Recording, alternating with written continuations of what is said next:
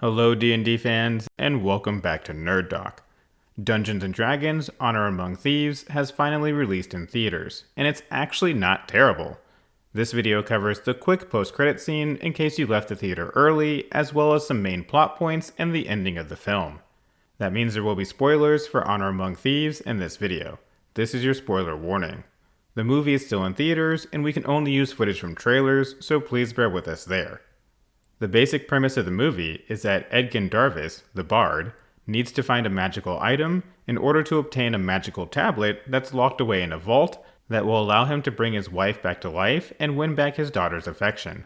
Edgin's daughter was corrupted by his former party mate, Forge, who in turn is in league with an evil red wizard of Thay.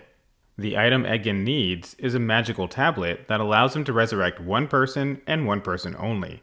It's locked away in Forge's vault, sealed by magic that can only be bypassed with a special helm, which Simon, the mage, must attune with in order to use. The helm was in the possession of Zank, the paladin, who has hidden it away for safekeeping in what is essentially a dungeon filled with various dangers.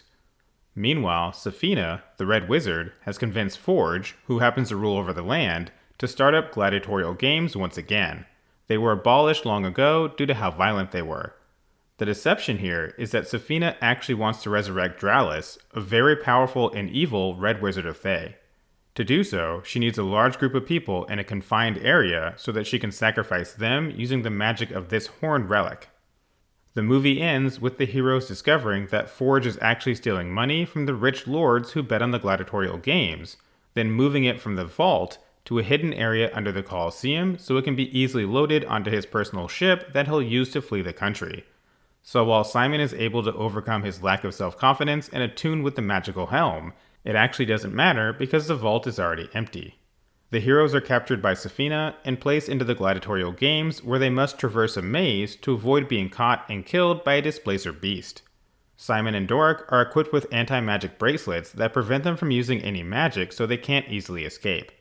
The layout of the maze shifts about every minute or so, with some pieces moving up into the Colosseum and other pieces moving down below the Colosseum.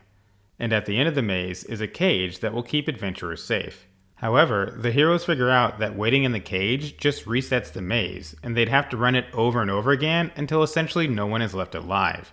The fact that no one can win is hinted at multiple times throughout the movie, which is one of the reasons Edgin figures out that the cage isn't the real way out.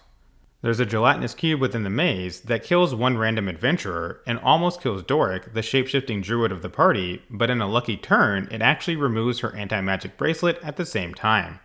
If you run into the cube while trying to escape the other dangers of the maze, it's nearly impossible to get out on your own as it slowly inflicts acid damage and eventually kills the adventurer. Doric's plan is to have everyone intentionally jump into the gelatinous cube just as the maze shifts its layout.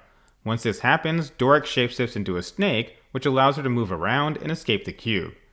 Because the cube is gelatinous, the space an adventurer takes up within the cube takes a bit of time to refill, like if you put your finger in jello. Once you remove your finger, the jello will slowly fill in where your finger used to be, but it takes a bit of time.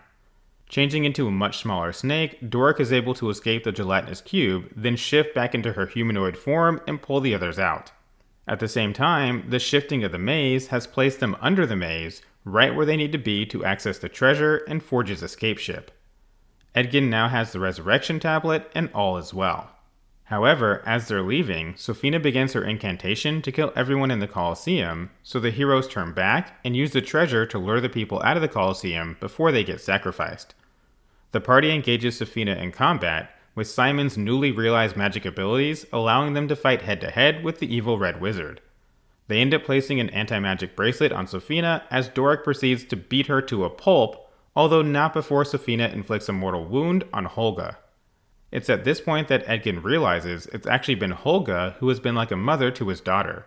While his wife may have died many years ago, Holga acted like a sister to him and helped raise his daughter.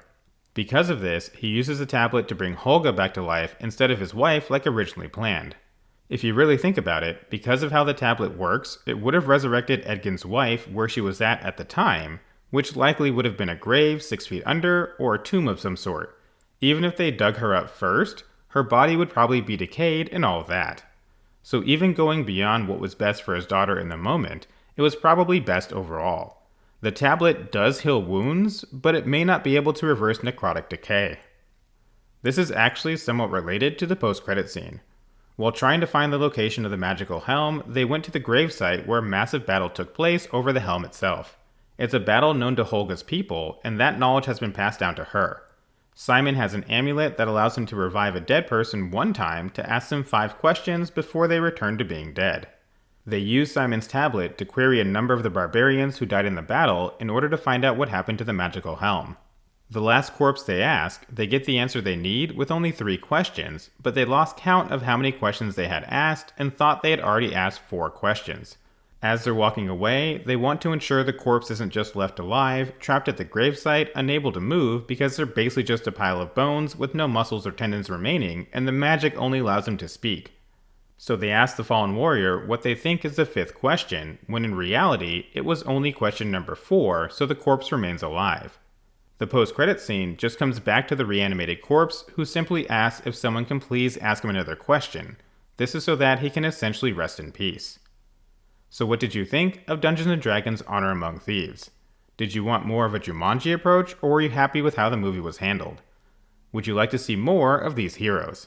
Let us know your thoughts in the comments below. For now, that wraps up this video. Thank you for watching. If you enjoyed the video, please don't forget to like, subscribe, and share with someone who loves D&D or Chris Pine.